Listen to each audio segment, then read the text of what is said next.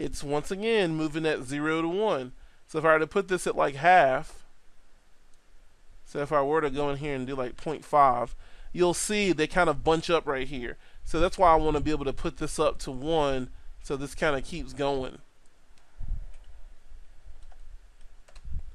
So that color, I'm not really looking at the color value, it's looking at the selected value on the actual, it's not even really looking at this, it's actually looking at the value of where this sits at on my ramp. So this now is 0 to 1. So you can tell 0's down here and then 1's actually up here. So this is 0 down here and 1's up here.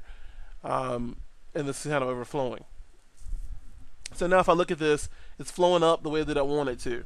Now the other thing that I want is I also want this to have a little bit of twist to it.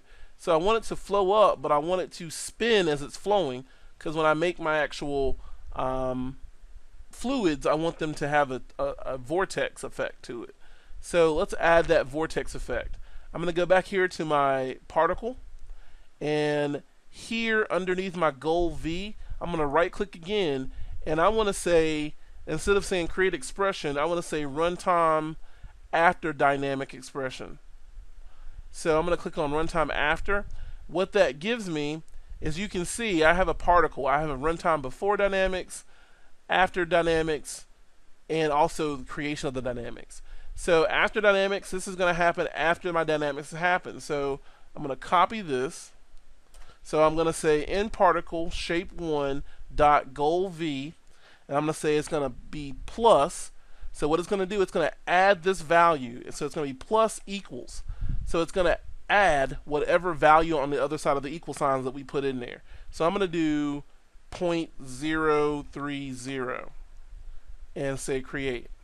So now what this is going to do on that V, it's going to move every frame that a particle is generated, it's going to move it 0.30 around the circumference of our object. So you can see now, look at them, they're actually swirling.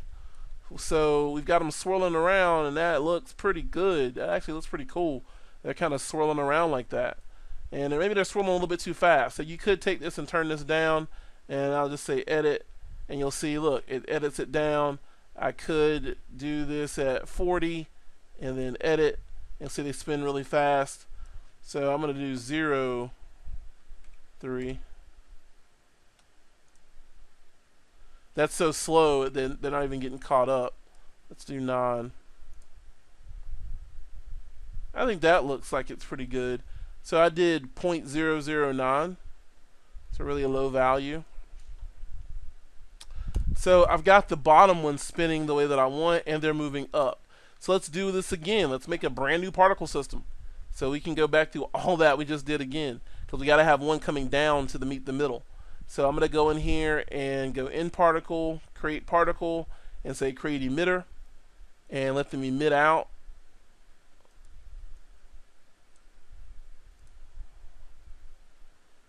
So I should have, let's actually hide these particles so we don't see them.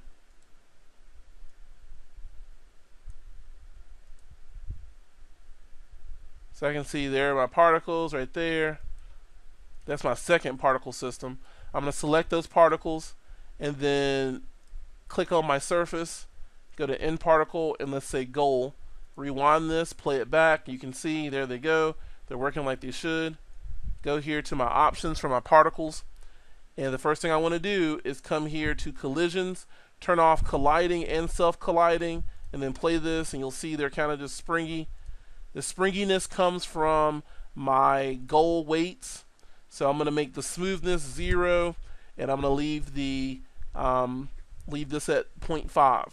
So now you can see, look, it's generating on there, and they're doing what they need to do, which they look awesome. They're kind of cool, and that's all good. So what I want to do now is to my per particle array, I want to come in here and say general, and it's already in my particle tab. I want to click on U and V. So goal U, goal V, and say add those two values. And right now you'll see my lonely particle shows up in one spot. So we've got to give it a goal V first. We don't have to do it first, but I like doing it first because I have an order of operations. So I'm going to say create expression, and I'm going to copy this because I want to be talking. I want to make sure that I'm talking to in particle shape 2 dot goal V, and then paste this down here, and this is going to equal rand open parentheses 0 comma 1 close parentheses, and then say create. It has been created. Let's close it, rewind, playback. You can see they're randomly being generated on 0 to 1 space around my object. And now I need to add in my goal U.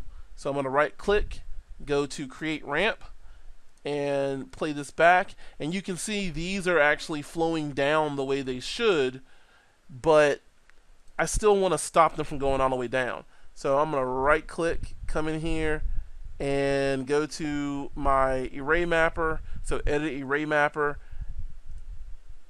So there's my array mapper right there. So I'm going to go, so I want this to stop. Let's say if we did 0 to 0.5, let's see what happens. So you can see that's actually from that way.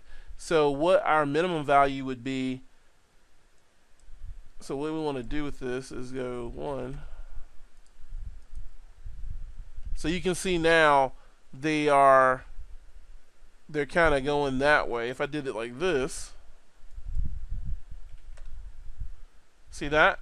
So I can make them go the other way. So my minimum value is going to be 0.5, and then the maximum value will be 1. Now you could do the same thing if I left this alone. If I just came back in here and put this to 1 and put this to 0.5, you can do the same thing and make it reverse by reversing the ramp. So by reversing the ramp, you can do the same exact thing. So it doesn't, I mean, you just need to keep up with which way that you're doing this.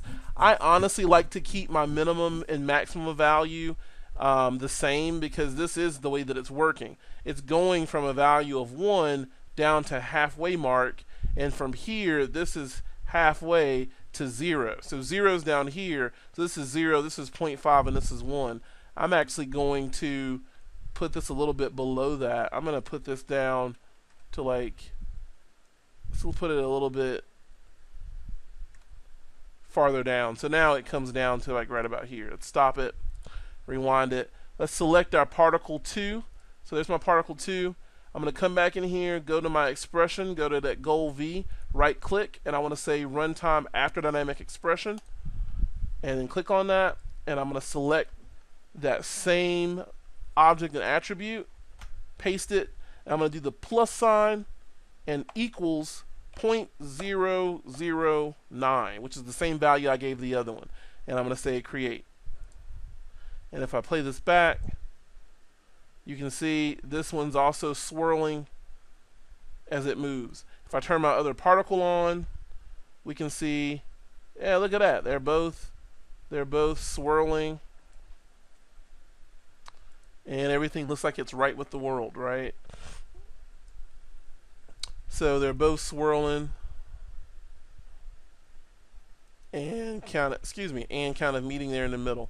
Now, one thing that you would notice is that because of the directions that they're kind of pulling in, one swirling in one direction and one swirling in the other direction. So you would have to basically end up giving a negative value to one of these rotations, just so that it rotates the right way. So I can come back in here and I can look at this again, and let's look at this. Like, this is negative, this is 0.1. I can make this, you know, negative and say edit. So now they actually flow the right way. So instead of adding 0.9 every time the value changes, I can negate it every time that it changes. So really what Maya is doing, it's reevaluating the position of the particle from where it started to the next frame, to the next frame, to the next frame, to the next frame. So it's animating the particle basically. So every frame, it's either adding 0.009 to the position, or it's subtracting 0.009 to the position. And that's how it swirls. So that's the very first part. We've got the swirl going. So we've got our particles on our cone and they're swirling. So in our next video, we're going to look at how to take the overall particles that we have, and actually we're actually going to do the caching part before we leave out of this video. So I'm going to go ahead and cache these guys. So to cache them, I'm going to click on my two particle systems, so particle 1, particle 2, and I'm going to come here to in cache. So I'm in my in dynamics and go to in cache, and I'm going to say create new cache. And what it will do is it will cache out both of these. However many frames you have in your timeline, it will do it for that amount. So it'll cache out for that actual amount. So right now we're caching out about 3,000 frames. So this is going to take a minute, and I'll go ahead and let it cache out. So what a cache does for the people that have never used them before, a cache basically takes the data that's being generated by every frame of your dynamic simulation and makes a real file that holds that information. So instead of having to recalculate it every time you hit play, it'll read from the cache data and be able to run. One, it'll be able to run quicker, and two, you'll be able to scrub your timeline at that point. And I think I'm only going to generate probably maybe 15,000 frames out of this. I don't think I want to do a whole 3,000 because I don't really need it. I just really need enough frames to be able to cache this, so when I add it to the fluids, that the fluids are not calculating and the particles are calculating, which would make things really, really super slow. So I'm trying to speed things up as much as possible. So caching can do that. By caching things, you're able to speed things up significantly inside of Maya.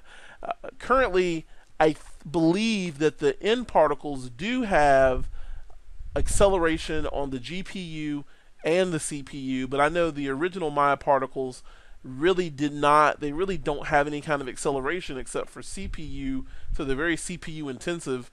So if you have a kind of an older computer or a slower computer, expect those simulations on those computers to take forever if you're using Maya to simulate. So I'm just a little bit over 15. I'm coming up on 1600 frames. So you can stop this early by just holding the escape key. And I'm just gonna set my timeline to 14 now, because that's how many frames I generated out. So now when I scrub my timeline, see, look at that. It just shows me what my particles look like. I can see what they look like, and I don't have to worry about, they're not right. Now, if you make huge changes to these particles, you're going to have to rebuild them and basically redo your cache. And when you click on both particle systems and go here to in cache and just say create cache, it's going to tell you that there's already a cache, and it's going to redo it all over again. So just know that. And you can also replace your cache. You can merge two caches together. You can append a cache, so you can keep adding to a cache you already have. I usually just end up going here and say create cache, or you can just delete the cache and just make a new cache. And you can save multiple cache files and then use them whenever you choose to. So that's kind of it for our first part of this lesson, is getting our particles moving, getting them in there, getting them attached to our NURB surface. Remember, when you're making your NURB surface, you have to make sure that your final NURB surface is actually parameterized to be 0 to 1. And that 0 to 1 space is just by rebuilding your actual surface. And by doing a rebuild on it, making sure that the parameter range is 0 to 1, you'll be fine. Everything else will work just hunky-dory. So in our next video, we're going to talk about how we connect our fluids to our actual particles and get our fluids to start generating and really get some cool looking stuff going on. So we'll do that in our next video.